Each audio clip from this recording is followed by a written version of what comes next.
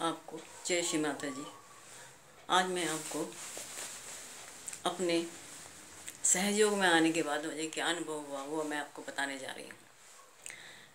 जब मैं सहयोग में आई उससे पहले मैं बीमार रहती थी, बहुत बीमार रहती थी।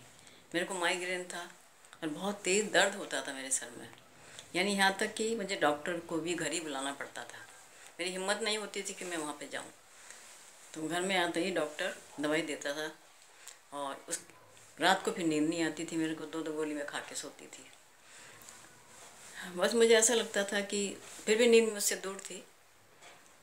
मुझे ऐसा लगता था शायद मेरे सिर में ट्यूमर हो गया है और मैं अब नहीं बचूंगी।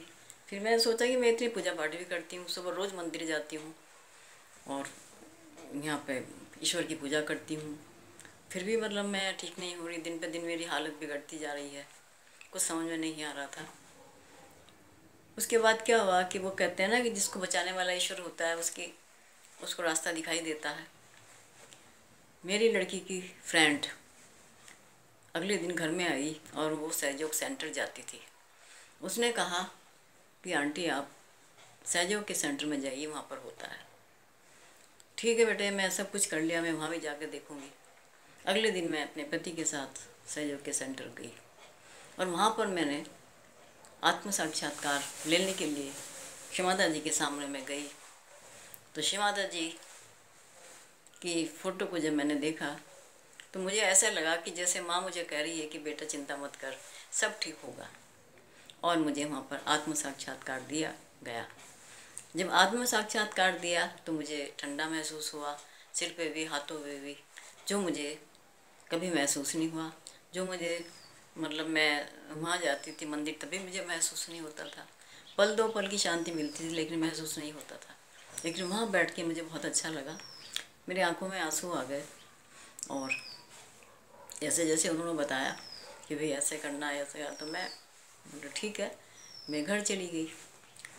घर जाके मैंने सुबह शाम मेडिटेशन करना शुरू कर दिया। जब मैं मेडिटेशन में बैठती थी तो आप मानेंगे नहीं कि मेरा शरीर जो है बहुत ठंडा हो जाता था। मुझे ऐसा लगता था कि कोई शक्ति है जो मुझे मतलब ऐसा हो रहा है। तो आप मानेंगे कि मैं सिर्फ 1 हफ्ते में ही मेरा वो सब बीमारी कहाँ चली गई मुझे पता ही नहीं चला, आज तक नहीं हुई। तो मुझे इतना अच्छा लगा। मतलब फिर मेरी लड़की भी मतलब हमारा पूरा परिवार सहज में था, सहज में है। और लड़की भी मतलब सहज करती थी, उसका शादी भी सहज में हुई और उसकी शादी मतलब हो गई सहज में। और माँ ने मुझे उससे भी चिंता से मुक्त कर दिया।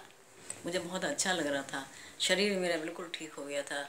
एक मतलब ऐसे हो गया जैसे एक एनर्जी आ जाती शरीर में, मतलब थकान नहीं होती थी जो मुझे पहले होती थी। और अच्छा लगा मुझे, बहुत अच्छा।